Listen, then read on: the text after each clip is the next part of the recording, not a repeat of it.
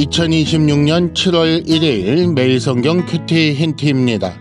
오늘은 시편 1편 1절에서 6절까지 말씀입니다. 복 있는 사람은 악인들의 꾀를 따르지 아니하며 죄인들의 길에 서지 아니하며 오만한 자들의 자리에 앉지 아니하고 오직 여호와의 율법을 즐거워하여 그의 율법을 주야로 묵상하는도다. 그는 시냇가에 심은 나무가 철을 따라 열매를 맺으며 그 잎사귀가 마르지 아니함 같으니 그가 하는 모든 일이 다 형통하리로다. 악인들은 그렇지 아니하며 오직 바람에 나는 겨와 같도다. 그러므로 악인들은 심판을 견디지 못하며 죄인들은 의인들의 모임에 들지 못하리로다.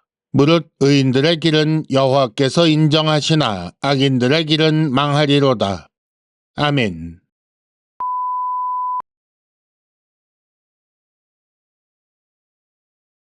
(1단계) 본문의 구조와 내용을 간단하게 정리하기. 오늘 말씀 시편 1편의 제목을 행복한 삶을 찾아서 라고 지어보았습니다. 시편 1편은 2편과 함께 시편 전체의 서론 역할을 합니다. 특히 1편은 복 있는 사람, 즉 행복한 사람이 되는 원리를 제시하고 있습니다. 구조를 간단히 살펴보겠습니다. 먼저 1절과 2절은 복 있는 사람에 대한 소극적인 정의와 적극적인 정의를 내리고 있습니다. 이러이러한 자가 복 있는 사람이다 라고 말하고 있다는 것입니다. 이어서 3절부터 5절까지는 복 있는 사람과 악인의 대비되는 현재의 삶을 그리고 마지막 6절은 복 있는 사람과 악인의 대비되는 결과를 그리고 있습니다. 본문의 내용을 간단히 살펴보겠습니다. 1절은 먼저 복 있는 사람이 하지 않는 세 가지 내용을 말합니다. 따르지 않는다, 서지 않는다, 앉지 않는다 라고 했습니다. 이것을 하지 않는 사람이 복 있는 사람이다 라는 것이지요. 반면 2절은 복 있는 사람이 하는 한 가지를 말하는데 이는 율법을 묵상하는 것입니다. 여기서 묵상이라는 것은 깊이 생각한다 라는 말이 아니고 작은 소리로 계속 읊조려서 자기 귀에 들려주는 행위입니다. 이어지는 3절과 4절에서 대비되는 이미지가 등장하는데 생명과 죽음이라고 할 수 있습니다. 왜냐하면 한쪽에는 열매를 맺고 잎사귀가 마르지 않는 나무가 있고 그 반대편에는 바람에 날리는 겨가 있기 때문입니다. 마지막으로 6절에서 의인들의 길은 여호와께서 인정하신다 라고 했는데 이는 여호와께서 알아주신다 라는 말입니다. 그런데 이 안다 라는 단어가 인간의 역사 속에서, 즉 시간 속에서 그 삶에 동참하고 돌보시는 것을 의미합니다. 하지만 악인은, 죄인은 심판을 견디지 못하여 멸망한다고 했습니다. 2단계 본문의 핵심 메시지 읽어내기. 여러 표현이 나오지만 악인, 죄인, 오만한 자들은 결국 악인입니다. 그리고 복 있는 사람은 의인이지요. 본문은 의인과 악인을 대비하여 말씀합니다. 복 있는 사람, 행복한 사람이 되려면 악인이 되기를 거절해야 합니다. 그들의 꾀, 그들의 방식을 따르지 않고 그들의 길에 서지 않으며 그들의 자리에 앉지 않아야 한다고 했습니다. 악인의 목표, 그 목표에 이르기 위해 선택한 방식을 거절해야 한다는 거지요. 또한 그들과 다른 선택이 있습니다. 이는 악인은 선택하지 않는 삶의 방법인데 여호와의 율법을 묵상하는 것이 바로 그것입니다.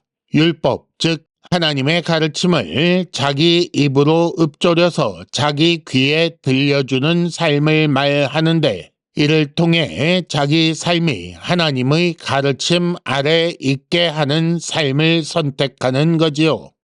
이 선택의 결과는 원칙적으로 이 땅에서 이미 나타나기 시작합니다. 그래서 나오는 대비되는 이미지가 나무와 겨입니다. 이는 생명이 있는 것과 생명이 없는 것을 대비하고 있는 것이지요. 조금 더 살펴보면 나무는 조용히 한 자리에서 열매 맺는 나무이고 겨는 바람에 날려다니는 겨라고 했습니다. 한쪽은 조용히 가만히 있지만 다른 한쪽은 분주하게 움직이고 있는데 그 움직임의 결과가 허무한 것이지요. 그리고 이 움직임은 1절에 나오는 꾀를 쫓고 길에 서고 자리에 앉는 것과 일맥상통합니다. 누가복음 6장 44절에 보면 주께서 나무는 각각 그 열매로 안다라고 하신 말씀이 나옵니다. 그런데 한쪽은 한 자리에서 조용히 열매 맺는 나무이고 다른 한쪽은 열매는커녕 아무것도 없이 바람에 날려다니고 있으니 어느 쪽이 좋은 열매를 맺을지는 보지 않아도 훤히 알 수 있습니다. 마지막 날에 좋은 열매를 맺었는지 판단하는 때가 있습니다. 이것을 심판이라고 부릅니다. 당연히 악인들은 이 심판을 통과할 수 없습니다. 좋은 열매는커녕 아무것도 가진 것이 없는 바람에 나는 겨이기 때문입니다. 따라서 당연히 의인들의 모임에 들지 못합니다. 이는 마태복음 25장에 말씀하신 양과 염소의 구분에서 염소가 양의 무리에 들지 못하는 것과 같습니다. 마지막으로 6절 말씀을 생각해 보아야 합니다. 여호와께서 인정하시는 삶과 망하는 삶, 과연 어느 쪽이 행복할까요? 3단계 본문의 핵심 메시지를 현재로 연결시키기. 오늘의 큐티 힌트는 분주한 이유라고 제목을 붙여보았습니다. 두 종류의 사람이 있습니다. 그 중에 어떤 사람은 누구보다 영광스럽고 높은 자리를 목표로 그 길에 앞서간 자들의 가르침과 그 방식을 따라 열심히 노력합니다.